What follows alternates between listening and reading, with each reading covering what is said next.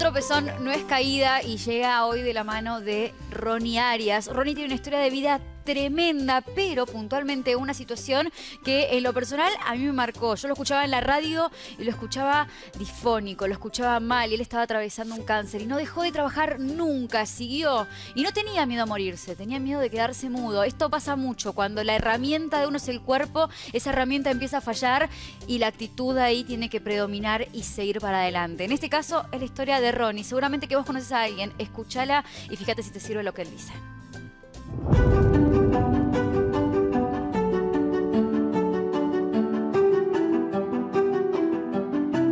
Ronnie. NASA. Un tropezón no es caída. Si tuviera que contar todos los que tuve, creo que nos quedamos No, a vivir. por eso sos el invitado estrella de esta sección. Gracias. No, yo igualmente estaba pensando en uno que a mí como locutora me marcó muchísimo, muchísimo y me sirvió mucho de ejemplo. ¿Cómo te fue a vos cuando te enfermaste haciendo radio? Es que fue un proceso rarísimo. Muchas personas te dicen que uno se enferma por cosas que no dice. Y yo tengo la teoría que a lo mejor me debería haber quedado callado un poco más. Porque fue un aprendizaje no verbal. Fue aprender a poder comunicarme sin utilizar la palabra. Fue aprender a construir una vida pensando que no iba a poder hablar nunca más. Empecé con una disfonía que no se curaba, empecé a hacer foniatría y la foniatra me dijo, mirá Ronnie, que puede ser algo muy grave lo que tenés. Muy grave, que bueno, me opero, nódulos. Claro. Y me recomienda que vaya a ver a un otorrino. Me mira y me dice, mira Ronnie, no quiero ser ave de mal agüero, pero me parece que lo que tenés ahí es un cáncer. Me manda a hacer una biopsia y sale, había un carcinoma alojado en la cuerda izquierda. Pregúntame si tuve miedo. ¿Tuviste miedo? No. ¿Nunca tuviste miedo? Nunca pensé que me iba a morir. Mi pánico era no poder hablar, NASA. Porque es todo, porque es tu herramienta. Es como o sea, que, Ronnie Arias me cortaron las piernas. Claro, tal cual. ¿Entendés? Es no sé cómo explicarte.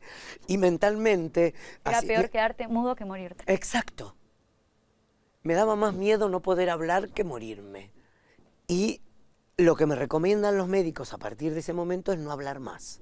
Y me pareció que si yo toda mi vida había sido un tipo que había presentado batalla, que había hecho política desde mi actitud, sí, no solamente por mi condición sexual, si yo nunca me había puesto en posición de víctima, o sea, yo nunca fui el víctima del bullying de mis compañeros.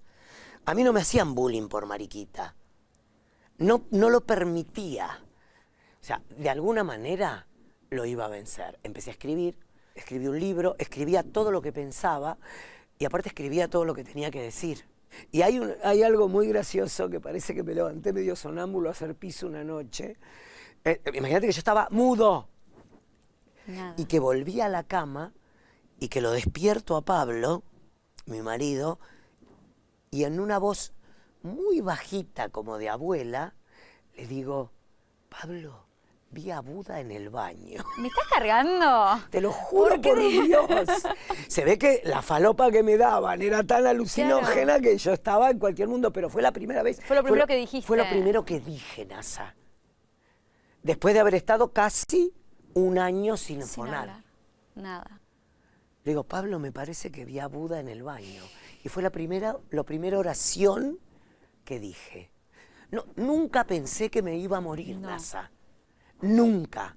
Es más, cuando recupero la voz y voy a ver al médico, me dice que no había rastro de nada. Y cuando voy cada 6 meses, no hay rastro de nada. Lo loco fue que empecé a encontrar una voz dentro mío que no era la voz chillona de Ronnie.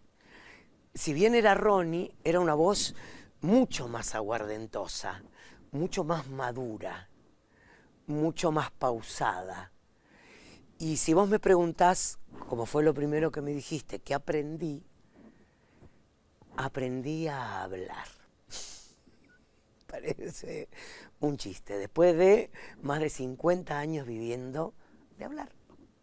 aprendí a hablar, aprendí a manejar mis sentimientos con la voz, aprendí a estar más perceptivo, aprendí que el silencio no es la muerte de nadie.